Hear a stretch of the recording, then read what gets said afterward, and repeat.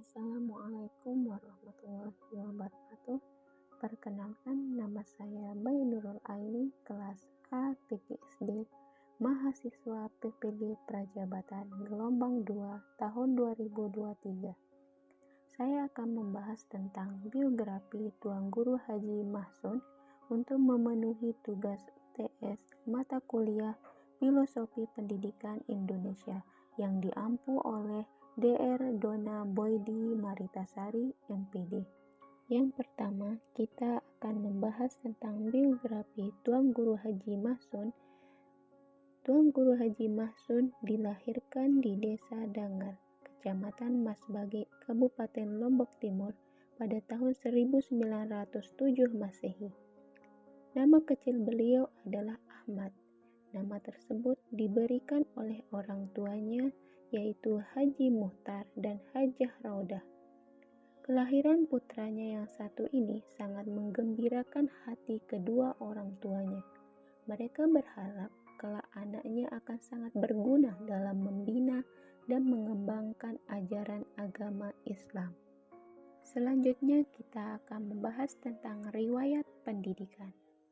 Sejak masih kecil, beliau banyak belajar membaca Al-Quran dan mempelajari dasar-dasar agama dari orang tuanya.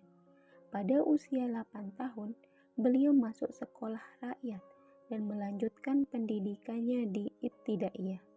Di Madrasah Ibtidaiyah, Ahmad sangat menyenangkan hati para gurunya karena sopan santun dan budi pekerti yang baik, serta rajin dalam mengerjakan tugas-tugas yang dibebankan. Setelah menyelesaikan pendidikan di Ibtidaiyah, beliau kemudian berangkat untuk melanjutkan pendidikannya di Bengkel, Lombok Barat. Beliau diajar oleh seseorang tokoh dan ulama besar, yaitu Tuan Guru Haji Muhammad Saleh Hambali yang sudah sangat terkenal pada masa itu. Ahmad belajar ilmu-ilmu tauhid, usul fikih, dan lain-lain.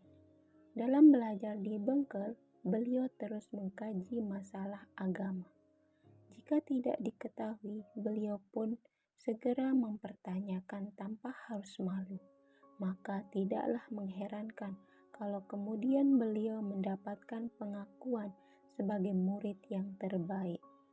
Oleh karena itu, Tuan Guru Haji Muhammad Saleh Hambali pernah berpesan, "Cukuplah yang menjadi wakil saya di Lombok Timur, Tuan Guru Haji Mahsun. Jika ada masalah, bertanyalah padanya." Selain itu, beliau pun banyak belajar pada Tuan Guru Badrul Islam Pancor. Untuk memperdalam ilmunya, ia pun berangkat ke Mekah Al-Mukarramah pada tahun 1936 Masehi dan kembali ke tanah air pada tahun 1940 Masehi. Selama beliau di Mekah, beliau terus berguru dan belajar pada ulama terkenal dan imam Masjidil Haram. Selama 4 tahun di Mekah, banyak ilmu-ilmu agama yang diperoleh. Pengembaraannya di Mekah menjadi bekalnya untuk memberikan dakwah pengajian di masyarakat. Selanjutnya, kita akan membahas tentang kiprah dan perkawinan Tuan Guru Haji Mahsun. Sepulang dari Mekah, ia memberikan pengajian dengan sistem khalaqah. Keberhasilannya dalam memberikan dakwah Islamiyah di Lombok sangatlah mengencangkan karena dalam waktu singkat berbagai dakwah dilakukan di berbagai tempat di Pulau Lombok seperti Masbagi, kecamatan tempat lahirnya, Banok, Sukaria, Suela, Sembalun, dan Bayan, Lombok Barat. Untuk melaksanakan dakwahnya, tidak jarang dilakukan dengan menunggang kuda seperti ke Sembalun. Keberhasilan ini ditunjang oleh strategi dan prinsip pendekatan yang dipergunakan dalam menyampaikan dakwah, yaitu yang pertama, menyenangkan para jamaah, bukan kemudian menakut-nakuti dan tidak mempersulit. Kedua, Setelah selesai memberikan materi, biasanya dilanjutkan dengan materi tanya jawab sesuai dengan kebutuhan para jamaah. Ketiga, setiap jamaah yang datang berkunjung ke rumahnya selalu diterima dengan sikap dan etika ketimuran. Keempat, tidak pernah menuntut imbalan dalam setiap dakwahnya, sehingga tidak merepotkan para jamaah. Kelima, memperhatikan pertahanan materi dakwah dan memperhatikan volume jamaah yang menghadiri pengajian. Yang keenam, terbuka dan transparan. Apabila tidak diketahui suatu hukum, beliau tidak menyampaikannya, atau meskipun ia mengetahui hukum yang ditanyakan oleh para jamaah dengan rela dan rendah hati, kemudian menyerahkannya kepada muridnya sebagai tanda penghargaan. Kemudian yang ketujuh, memilih kata yang tepat dalam berdakwah. Beliau sangat memperhatikan tingkat kejenuhan para jamaah sehingga di sela-sela pengajian ia memberikan humor yang agamis. Tuan Guru Haji Mahsun selama menjalankan dakwah Islamiyah didampingi oleh istri-istrinya tercinta. Beliau pernah menikah sampai 9 kali dan memiliki banyak keturunan. Adapun istri-istri dan putra-putri beliau, dari pernikahan pertamanya dengan Inak Badri alias Kalsum alias Hajah Raudah mempunyai putra-putri, yaitu yang pertama Tuan Guru Haji Marzuki Mahsun, kemudian yang kedua Abdul Hanan atau Bapak Uhib, yang ketiga Zohrah atau Inak Kazwini, yang keempat Joharah atau Inak Ibtihar, yang kelima Muslihun atau Inak Nurul Azmi, yang keenam Mulkiyah, yang ketujuh Faizah, dan yang kedelapan Asnawi. Kedua, pernikahannya dengan Inak Syaraf atau Inak Esek mempunyai anak, yang pertama Bapak Zaki, yang kedua Haji Nasrin Muhtar. Di pernikahan yang ketiga dengan Hajah Salamah dari Dasan Ma'alan tidak memiliki keturunan. Dan yang keempat, pernikahannya dengan Inak Muslihin mempunyai anak bernama Muslihin almarhum. Dan yang kelima, pernikahannya dengan Hajah Rahmah tidak memiliki keturunan.